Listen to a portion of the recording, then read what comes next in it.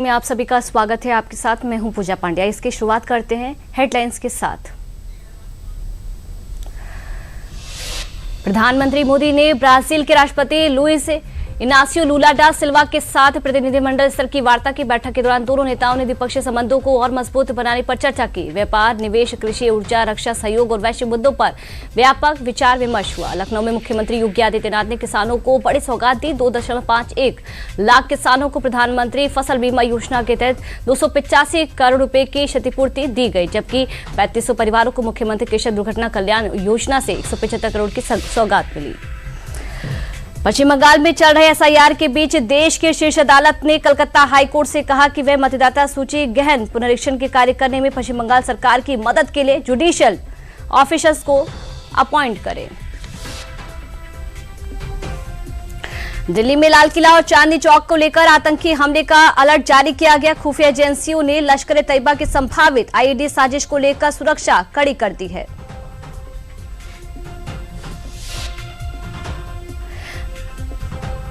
Bharat Mandapam EI summit के दौरान youth Congress कार्यकर्ताओं के प्रदर्शन पर दिल्ली पुलिस ने कार्रवाई की है। पुलिस ने सभी 4 आरोपियों को गिरफ्तार कर लिया है, जिन्हें आज पटियाला हाउस कोर्ट में पेश किया जाना है। और बांदा की अदालत ने बहुचर्चित पोर्नोग्राफी मामले में सिंचाई विभाग के जेई और उनकी पत्नी को दोषी ठहराते हुए फांसी की सजा सुनाई है। ब्राजील के राष्ट्रपति लुइस इनासियो लुला डा सिल्वा भारत के दौरे पर हैं। आज उनका नई दिल्ली स्थित राष्ट्रपति भवन में औपचारिक स्वागत किया गया, जहां राष्ट्रपति द्रौपदी मुर्मू और प्रधानमंत्री मोदी ने राष्ट्रपति लुला का गर्मजोशी से स्वागत किया। जहां अतिथि राष्ट्रपति को वहां गार्ड ऑफ ऑनर भी दिया गया। ब्राजील के राष्ट्रपति के साथ एक उच्च स्तरीय प्रतिनिधिमंडल भी भारत आया हुआ है और इसमें शीर्ष मंत्री और बिजनेस लीडर्स शामिल हैं। राष्ट्रपति लुला का भारत का ये 6ठा दौरा है। भारत और ब्राजील एक दूसरे के करीबी मित्र रहे हैं और दोनों देशों के बीच 2006 से ही रणनीतिक साझेदारी है। प्रधानमंत्री मोदी ने ब्राजील के राष्ट्रपति लुइस इनासियो लुला डा सिल्वा के साथ प्रतिनिधिमंडल स्तर की वार्ता की। तस्वीरों में आप देख सकते हैं। बैठक में दोनों नेताओं ने द्विपक्षीय संबंधों को और मजबूत बनाने पर चर्चा की। व्यापार, निवेश, कृषि, ऊर्जा और रक्षा सहयोग सहित विभिन्न क्षेत्रों में सहयोग बढ़ाने के उपायों पर विचार विमर्श हुआ और साथ ही वैश्विक चुनौतियों और अंतर्राष्ट्रीय मंच पर सहयोग को लेकर भी दोनों पक्षों ने विस्तृत बातचीत की।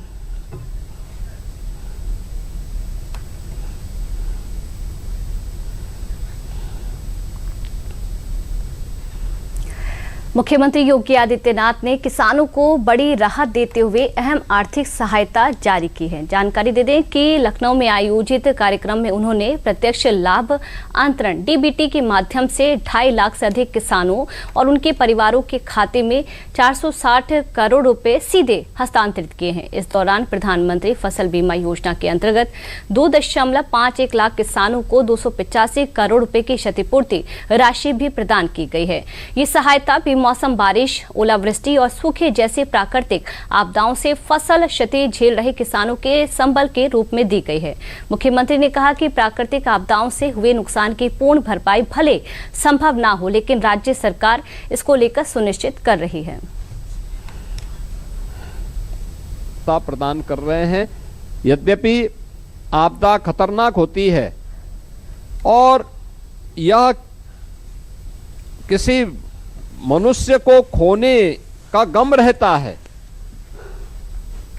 उसकी कमी की भरपाई कोई नहीं कर सकता, लेकिन सरकार संबल देने के लिए खड़ी हो सकती है और सरकार ने इसीलिए संबल देने का काम यहां पर किया है। और आज 3500 ऐसे पीड़ित किसान, सह किसान या फिर उनके परिवार का कोई सदस्य या फिर कोई बटाईदार, ये जो भी हो, उन सभी को जो भी आपदा के माध्यम से इससे प्रभावित हुए हैं, उन सभी को आज हम लोगों ने इस योजना से यहां पर लाभान्वित करने का प्रयास किया है और इसके माध्यम से यह कार्य आज यहां लागू हुआ है।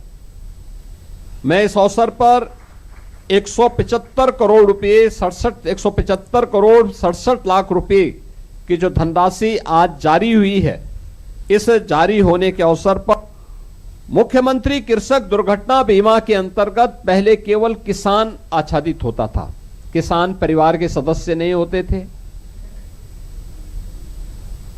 बटाईदार नहीं होता था,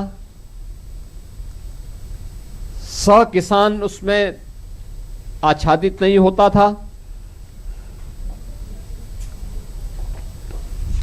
हम लोगों की सरकार बनी, हम लोगों ने कहा कि नहीं, हम इसके माध्यम से करेंगे और आज के दिन पे हम 1000 करोड़ रुपए से अधिक की धनराशि इन अन्नदाता किसानों को या उनके सहयोगियों को या उनके किसी दुर्घटना में परिवार के सदस्य के अकालग्रस्त होने, मृत होने पर 5 लाख रुपए की सहायता प्रदान कर रहे हैं।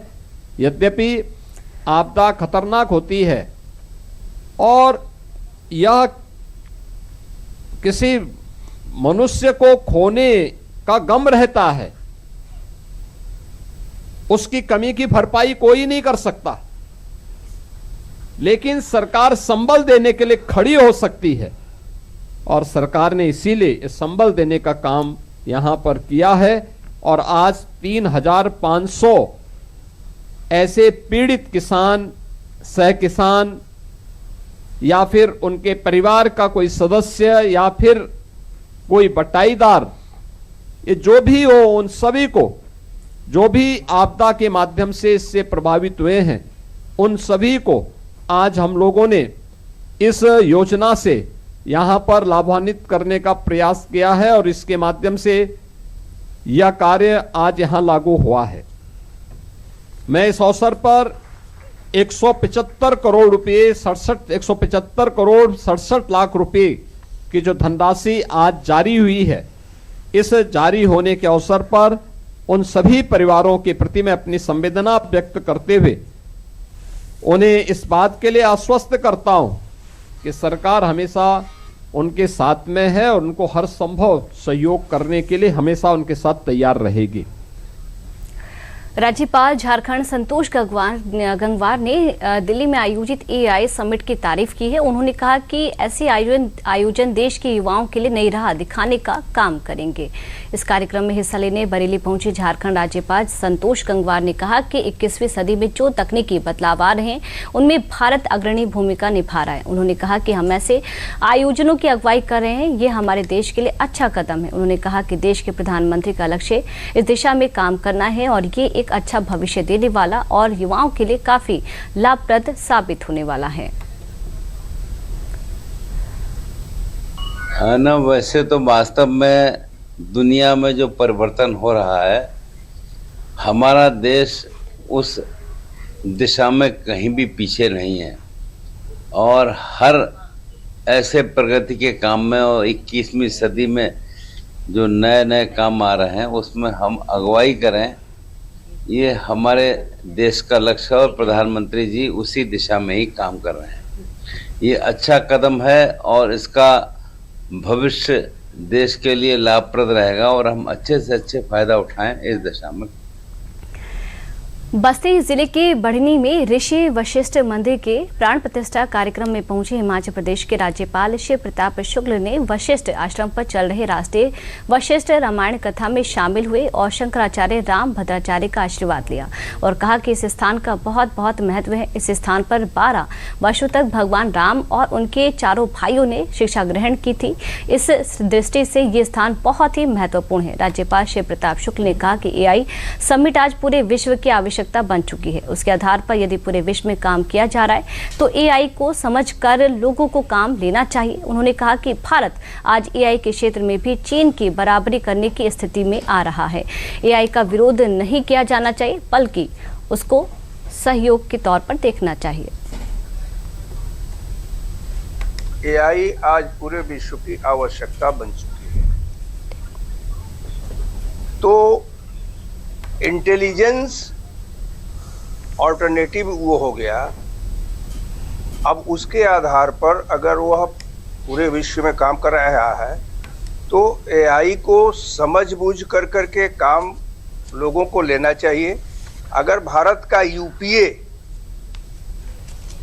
विश्व के अनेक देशों में जा करके अपना राज्य कर सकता है तो भारत आज एआई के क्षेत्र में भी चीन की बराबरी करने की स्थिति में धीरे धीरे आ रहा है। गंभीरता के साथ एआई का उपयोग करना चाहिए। मुख्यमंत्री योगी आदित्यनाथ द्वारा विधानसभा में शिक्षा मित्रों को 18,000 रुपये और अनुदेशकों को 17,000 रुपये प्रतिमाह अप्रैल से दिए जाने की घोषणा के बाद अमरोहा में शिक्षा मित्रों व अनुदेशकों में खुशी का माहौल है। इसके साथ ही कैशलेस चिकित्सा सुविधा और स्थानांतरण की सुविधा से सभी गदगद हैं। शिक्षा मित्र व अनुदेशक इस घोषणा के लिए प्रदेश सरकार का आभार व्यक्त कर रहे हैं। उनका कहना है कि महंगाई के इस दौर में मानदेय बढ़ने से परिवार का भरण पोषण सही ढंग से कर सकेंगे। आगे उन्होंने कहा कि मानदेय बढ़ाने के लिए लंबे समय से मांग की जा रही थी, ऐसे में सरकार ने मानदेय बढ़ाकर बहुत बड़ी मांग पूरी कर दी है। उन्होंने कहा कि इसके लिए हम सरकार के बहुत आभारी हैं और इसके साथ ही सभी का कहना है कि सरकार सभी वर्गों का ख्याल रख रही है। ऐसे में भविष्य में भी उनकी सुविधाएं बढ़ाने के लिए लगातार ध्यान देती रहे तो और अच्छा होगा। सरकार ने, माननीय मुख्यमंत्री जी ने ये हमारा किया है कि 18,000 1 अप्रैल से मिलेंगे, ये तोहफा दिया है और कैशलेस की सुविधा दी है। अंतर जनपदीय समायोजन की भी सुविधा दी है हमें जाने की, जो नहीं था। इससे जरूर थोड़ी मदद मिलेगी सबको, हम इसका आभार करते हैं, धन्यवाद देते हैं। पहले हमारा मानदेय केवल 10,000 रुपए था, जिसमें एक परिवार का भरण पोषण करना बहुत मुश्किल था। उस हिसाब से इतना सरकार ने बढ़ाया है तो बहुत अच्छा है, कुछ तो मदद मिलेगी उसमें हमें। और आगे भी सरकार से हम उम्मीद करेंगे कि हमारा ध्यान रखे। शैक्षिक स्तर पर वो ध्यान दे रही है हर चीज के लिए, तो आगे भी हमारा ध्यान रखेगी। सरकार को भी धन्यवाद देना चाहता हूँ। 8,000 रुपए बढ़ा करके शिक्षा मित्रों का सम्मान किया। मैं सरकार से धन्यवाद देती हूँ कि उन्होंने हमारे बारे में सोचा और हम चाहते हैं वो हर वर्ष हमारा कम से कम ना भी और न्यूनतम मानदेय बढ़ाने की घोषणा करें, जिससे हमारा पालन पोषण हो सके और बच्चों की परवरिश हो सके और हमारे बच्चे को अच्छी शिक्षा दिला सके। हमारी महंगाई को देखते हुए उन्होंने हमारी तरफ ध्यान दिया। बहुत बहुत शुक्रगुजार हूँ, बहुत बहुत धन्यवाद। बांदा की अदालत ने बहुचर्चित पोर्नोग्राफी मामले में सिंचाई विभाग के जेई और उनकी पत्नी को दोषी ठहराते हुए फांसी की सजा सुनाई। आरोपियों पर बच्चों के साथ अमानवीय कृत्य करने, उनके अश्लील वीडियो बनाकर विदेशों में बेचने और इससे लाखों रुपए कमाने का आरोप था। मामले की जांच केंद्रीय अन्वेषण ब्यूरो ने की थी, जहां जांच में आरोपी के घर से इलेक्ट्रॉनिक उपकरण और पेन ड्राइव बरामद हुए, जिनमें 34 बच्चों के अश्लील वीडियो और सैकड़ों फोटो मिले हैं। अदालत ने साक्ष्यों और 74 गवाहों के आधार पर 160 पेज का फैसला सुनाया। अदालत ने सरकार को निर्देश दिया कि पीड़ित परिवारों को 10-10 लाख रुपए मुआवजा दिया जाए। इससे अत्यंत गंभीर अपराध मानते हुए अदालत ने कहा कि आरोपी समाज और कानून के लिए खतरा है और उनकी फांसी तब तक होगी जब तक मृत्यु ना हो। मामला 2020 अक्टूबर 2020 का है।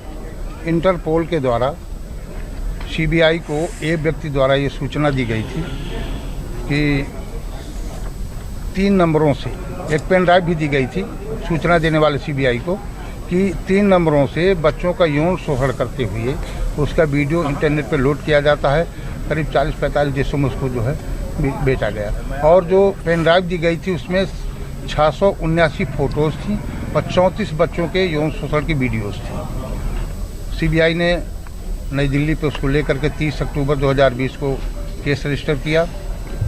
इसको अमित कुमार सीबीआई के जो डिप्टी एसपी थे उन्होंने विवेचना शुरू की और विवेचना शुरू करते हुए इसको फरवरी 2021 में चार्जशीट फाइल की। चलता रहा ये 4 साल एक केस चला। सीबीआई के जो अभियोजक थे, विद्वान अभियोजक हमारे श्री धारा सिंह साहब हैं, इन्होंने इसमें 74 विटनेस यानी 74 विटनेस पेश किए। 160 पृष्ठ के फैसले में दोनों को मृत्यु दंड से दंडित किया। 5 LMN जो पॉक्सो की धारा है 6, उसमें मृत्यु दंड से दंडित किया और ये कहा कि इनको तब तक फांसी में लटकाया जाए जब तक इनकी मृत्यु न हो जाए। और इनको जुर्माना भी लगाया गया है, इनके ऊपर अच्छा खासा जुर्माना लगाया गया है। और स्टेट गवर्नमेंट को, सेंटर को ये भी ताकीद की है कि पीड़ित बच्चों को 10-10 लाख रुपया का मुआवजा भी दिया जाए। ललितपुर जनपद में एकीकृत बागवानी विकास मिशन के तहत 2 दिवसीय किसान मेले का आयोजन किया गया। उद्यान विभाग द्वारा आयोजित किसान मेले का भव्य शुभारंभ ललितपुर के जिलाधिकारी सत्य प्रकाश एवं जिला पंचायत अध्यक्ष कैलाश नारायण निरंजन द्वारा दीप प्रज्वलन कर किया गया। कृषि विशेषज्ञों द्वारा जहां किसानों को बागवानी और खेती से जुड़ी नवीनतम तकनीकों की जानकारी प्रदान की गई, वहीं मेला परिसर में विभिन्न विभागों द्वारा लगाए गए स्टॉल्स पर किसानों की भारी भीड़ भी देखी गई। जैसे कि माननीय प्रधानमंत्री जी और माननीय मुख्यमंत्री जी का उद्देश्य है कि किसानों की आय दोगुना हो, इसी के क्रम में जो बागवानी है ये बहुत ही महत्वपूर्ण योगदान देता है कि जो पारंपरिक कृषि से के साथ साथ अगर इसको भी इस्तेमाल किया जाए तो आय में बहुत ही तेज़ी से वृद्धि हो सकती है। तो उसके लिए जो शासन की योजनाएं थी और जो नए कृषि के तकनीक आए हैं और जो मिक्स्ड फार्मिंग की तकनीक है, जिससे ना सिर्फ किसानों का प्रोडक्टिविटी बढ़ेगा बल्कि आय भी बढ़ेगी, तो उसी के संबंध में 2 दिवसीय जानकारी दी जाएगी, जिससे कि किसान इसको इस्तेमाल करते हुए अपनी आय बढ़ा सके। एकीकृत बागवानी विकास मिशन योजना अंतर्गत ये 2 दिवसीय किसान मेला का आयोजन किया गया है, जिसमें आज प्रथम दिन तकनीक सत्र था हमारा और विभिन्न विभागों के प्रदर्शन और जो हमारे प्रगतिशील किसान हैं उनके द्वारा जो विभिन्न उत्पाद स्वयं किए जा रहे हैं उनके प्रदर्शन लगाए गए हैं। तकनीक सत्र चला है, सुबह से लेकर अभी तक भी चल रहा है। इसमें बड़ी संख्या में किसान भाइयों ने प्रतिभाग किया है। इस मेले का उद्देश्य यही है कि जो सरकार विभिन्न योजनाओं के माध्यम से सुविधाएं दे रही है जनमानस को, किसानों को, उनके बारे में व्यापक प्रचार प्रसार करना और किसानों के प्रश्नोत्तरी के माध्यम से उनकी जिज्ञासाओं को दूर करना। किसान जागृत हो चुके हैं। हमारी सरकार, योगी जी और मोदी जी की सरकार, डबल इंजन की सरकार, किसानों के हित के लिए, चाहे वो खेती के रूप में हो, चाहे वो उद्यान बागवानी के रूप में हो, बहुत अच्छी योजनाएं चलाकर और उनकी आय को दोगुना करने के लिए संपूर्ण प्रयास कर रही है। तो मैं सम्माननीय अपने योगी जी महाराज जी, मुख्यमंत्री जी का और सम्माननीय प्रधानमंत्री मोदी जी का अभिनंदन करता हूँ। इस जिले के किसानों की ओर से किसान संपन्नता की ओर जा रहे हैं। आयोजन तो बहुत ही अच्छा है और इसमें बहुत कुछ सीखने को मिला, लेकिन जैसे ये एक जड़ी बूटी का स्टॉल लगा है। हम भारतवर्ष में सबसे ज़्यादा जड़ी बूटी पैदा करने वाला हमारा ललितपुर जिला है, लेकिन इसका मार्केट नहीं है। तो मैं उत्तर प्रदेश के यशस्वी मुख्यमंत्री से निवेदन करता हूं कि हमारे यहाँ जैसे नीमच मंडी है, नीमच मंडी मध्य प्रदेश में, तो वहाँ पे जैसे ये जड़ी बूटियों की खरीद का एक बहुत बड़ा केंद्र है, वैसे ही एक ललितपुर मंडी स्थापित की जाए, ललितपुर में मंडी स्थापित की जाए, जिससे हमारे जो शहरिया अति पिछड़े होते हैं वो जो ढूंढ के ये बीनते हैं, इससे अपने परिवार का जीवन पालन पोषण करते हैं, उनके लिए बहुत मदद होगी। चलिए, यहाँ वक्त तो चले एक छोटे से ब्रेक का।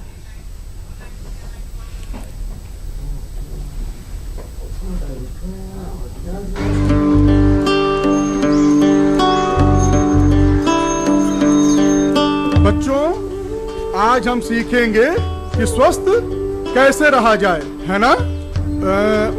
बेटा अंशु। जी मास्टर जी। तुम बताओ, स्वस्थ कैसे रहा जाए? मास्टर जी कल बताऊं। रहने दो। बेटा रवि। जी मास्टर जी। स्वस्थ रहने के 5 उपाय बताओ। ज्वार, बाजरा, रागी, कोदो और कुटकी। बस मिल गया स्वस्थ रहने का आशीर्वाद। आशीर्वाद? जी सर, श्री अन्न का आशीर्वाद। श्री अन्न का आशीर्वाद? श्री अन्न का आशीर्वाद। प्रोटीन, फाइबर, आयरन और कैल्शियम से भरपूर श्री अन्न खाइए भी और उगाइए भी। ब्रेक के बाद एक बार फिर आप सभी का स्वागत है। केंद्र सरकार द्वारा प्रस्तुत किए गए केंद्रीय बजट को लेकर चल रही बजट चौपाल के तहत लखनऊ में चौपाल आयोजित की गई, जिसमें राज्यसभा सांसद और पूर्व deputy CM Uttar Pradesh doctor Dinesh Sharma ने बतौर मुख्य अतिथि शामिल होकर बजट पर लोगों से संवाद स्थापित किया। उन्होंने कहा कि केंद्र सरकार का बजट आने वाले वर्षों में विकास को प्राथमिकता देने के तहत बनाया गया। उन्होंने कहा कि मोदी सरकार देश हित में जो कार्य कर रही है वे सराहनीय है और बजट भी उसको दर्शाता है। उन्होंने भारत और अमेरिका के बीच व्यापार समझौते पर भी मौजूद व्यापारियों को बताते हुए कहा कि समझौता भारत और अमेरिका के हितों को ध्यान में रखकर किया गया है। उन्होंने कहा कि इससे दोनों देशों के व्यापारियों और किसानों में खुशी है। कार्यक्रम में भारतीय जनता पार्टी के वरिष्ठ नेता और व्यापारी संगठन से जुड़े लोग भी शामिल हुए।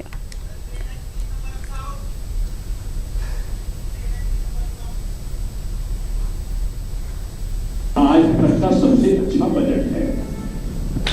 उन्होंने कहा कि आज तक का सबसे अच्छा बजट क्यों है? मैंने कहा इसमें विजन है। उनका विजन क्या है? मैंने कहा इसमें भविष्य की रूपरेखा है। जैसे आप लोग करते हो ना, ये लड़की की शादी करना है तो 10 साल बाद लड़की की शादी में हमको 50 लाख रुपए की जरूरत पड़ेगी, इतना साल बचाना है। वो लड़के को हमको नौकरी के लिए इतना काम करना। फिर हमने कहा था मोबाइल नहीं बजे ताकि उसको कृपया करके बेइज्जती से बचना है। ये बेइज्जती होती है, इसलिए मोबाइल बंद करो। आजमगढ़ जिले में इस बार धान खरीद ने नया रिकॉर्ड बना दिया है। प्रशासन को 63,000 मीट्रिक टन धान खरीदने का लक्ष्य मिला था, लेकिन अब तक 65,999 मीट्रिक टन से अधिक धान खरीदा जा चुका है। ये लक्ष्य 104% से ज्यादा है। धान खरीद 1 नवंबर से शुरू हुई थी और 28 फरवरी तक चलेगी।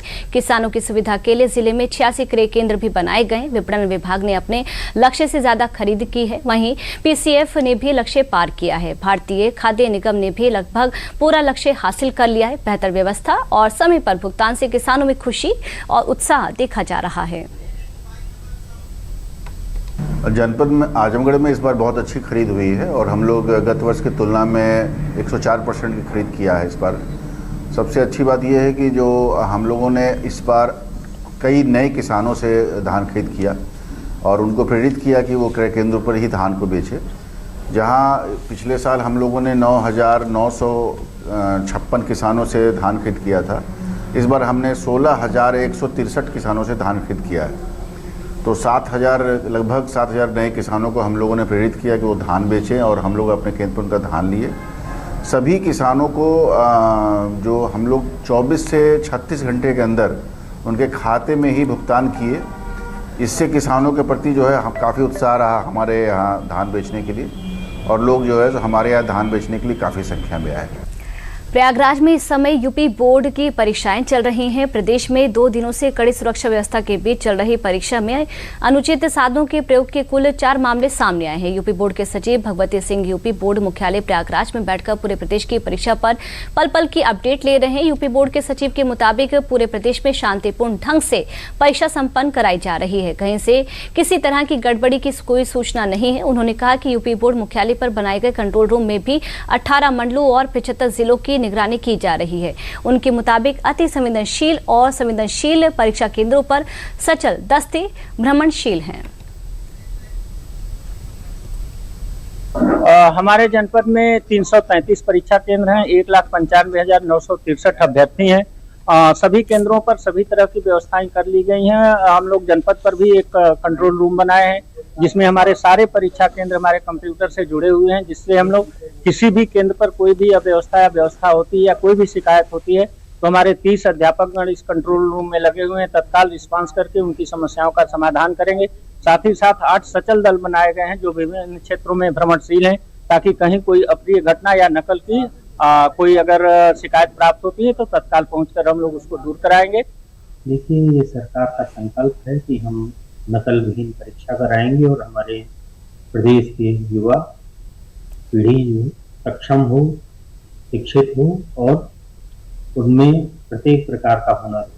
और इसके लिए आवश्यक है कि किसी भी दशा में अनुचित साधनों का प्रयोग न होने पाए। इसी दिशा में अनुचित साधन निवारण अधिनियम 2024 लागू हुआ है। यदि कहीं भी किसी भी दशा में कोई ऐसी घटना प्रकाश में आती है कि कोई व्यक्ति इस तरीके की दुस्साहस करता है तो उस पर अनुचित साधन निवारण अधिनियम 2024 लागू होगा, जिसमें आजीवन कारावास और अधिकतम 1 करोड़ रुपए तक के जुर्माने का प्रावधान है। देखिए, जो कमांड एंड कंट्रोल सेंटर है इसमें मुख्य रूप से हम लोग जो परीक्षा केंद्रों पर हमारे प्रश्न पत्र स्ट्रांग रूम में रखे गए हैं उसकी हम लोग मॉनिटरिंग करते हैं और ये मॉनिटरिंग जो है वो 24/7 हम लोग कर रहे हैं। और मुख्य रूप से ये जो हमारे CCTV की डिटेल्स है उनके माध्यम से हम ये सारे परीक्षा केंद्रों को जो है मॉनिटर करते रहते हैं और किसी भी प्रकार के हमको विसंगति या अनियमितता हमको यहाँ दिखाई देती है तो बिल्कुल हमारे पास पूरा डेटाबेस है प्रत्येक परीक्षा केंद्र के अधिकारी और कर्मचारियों का, तो उनको हम फोन के माध्यम से या जनपद स्तर के अधिकारियों के माध्यम से हम उस कमी को दूर कराते हैं।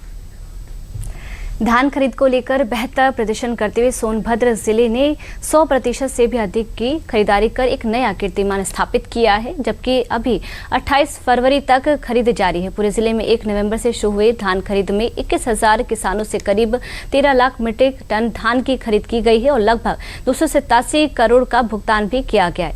जहां जिले के डिप्टी RMO अमित चौधरी ने बताया कि किसानों की सुविधा के लिए कुल 84 क्रय केंद्रों के माध्यम से खरीद की जा रही है और उन्हें बताया भी जा रहा है कि जिन्होंने अभी तक विक्रय नहीं किया है 28 फरवरी से पहले खरीद का टोकन अवश्य प्राप्त कर ले। किसानों का भी मानना है कि सरकार की बेहतर सुविधा और नीति के कारण उन्हें समय से खरीद और भुगतान भी प्राप्त हो रहा है। का टारगेट 12 लाख क्विंटल का था, जिसके सापेक्ष हम लोगों ने 12,17,000 क्विंटल का खरीद कर लिया है, जो टारगेट का 101% है। अभी तक 21,322 किसानों से खरीद की जा चुकी है और अभी भी शासन के मंशा के अनुरूप खरीद अभी भी चल रही है, जो 28 फरवरी तक चलेगी। अभी तक कुल भुगतान 287 करोड़ का कृषकों को भुगतान कर दिया गया है। ये किसानों से ही अनुरोध है कि वो क्रय केंद्र प्रभारियों से संपर्क करके, अगर जिनका धान अभी तक नहीं बिका हुआ है, कृषकों से केंद्र प्रभारी से संपर्क करके उनका टोकन ले लें और फिर अपना धान विक्रय कर लें, क्योंकि खरीद 28 फरवरी तक ही होनी है। खेती करीब यहाँ पे हम 50-60 बीघा करते हैं और यहाँ से 54 सोसाइटी पे ले जाते हैं हम लोग, और बड़ी सहूलियत से जो है हम लोगों का धान MSP रेट पे सरकार ले रही है। तो पहले तो बहुत दिक्कत हम लोगों को हुआ करता था, लेकिन इधर किसी प्रकार की कोई असुविधा नहीं हो रही है, जिससे जो है आज हम लोगों को ये लग रहा है कि जो हम लोगों की मेहनत की कमाई है वो कहीं न कहीं सरकार जो है हम लोगों का ध्यान रखते हुए MSP रेट में धान खरीद रही है।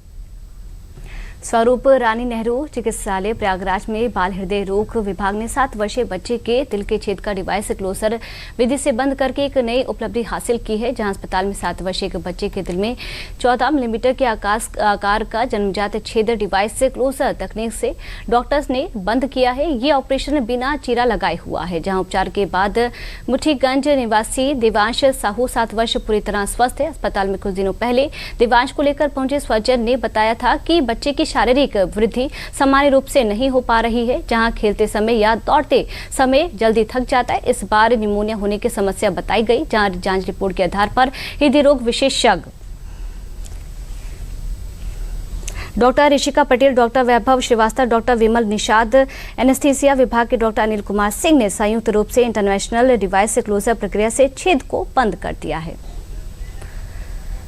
हमारे पास एक 7 साल का बच्चा आया था। उनके पेरेंट्स की शिकायत थी कि बच्चे की ग्रोथ प्रॉपरली नहीं हो रही है और जब वो कुछ खेलता है कूदता है तो जल्दी थक जाता है, उसकी जल्दी सांस फूलने लगती है एज कम्पेयर टू जो उनमें साथ वाले बच्चे खेलते हैं उसके कंपैरिजन। तो वो हमारे पास आया, हमने उसकी सबसे पहले ECG की जांच की। ECG के बाद हमने उसकी इको किया, इको जिसको हार्ट का अल्ट्रासाउंड कहा जाता है। इको के माध्यम से हमें ये पता चला कि उसके हार्ट में छेद है, जिसको एट्रियल सेप्टल डिफेक्ट ASD कहा जाता है। छेद लगभग 14 से 15 mm का था।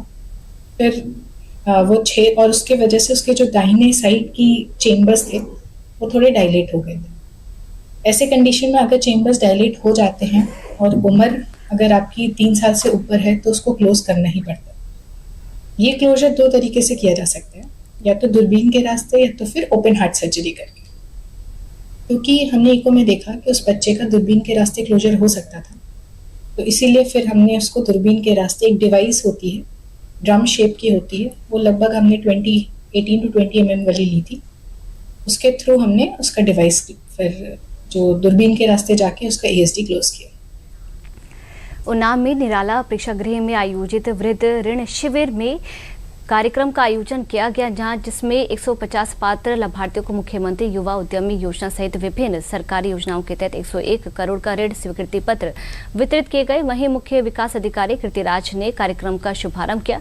शिविर का उद्देश्य अधिक से अधिक लोगों को सरकारी ऋण व स्वरोजगार योजना से जोड़कर आत्मनिर्भर बनाना है। उन्नाव में लगे शिविर में अनेकों बैंकों के स्टॉल जनता को ऋण देने की योजनाएं समझाने के लिए लगाए गए थे, जिनका बारी बारी से उन्नाव CDO ने निरीक्षण भी किया। ऋण के साथ सरकार चाहती है कि वित्तीय साक्षरता को बढ़ावा देना है। इस खास बुलेटिन में मेरे साथ फिलहाल के लिए इतना ही। नमस्कार।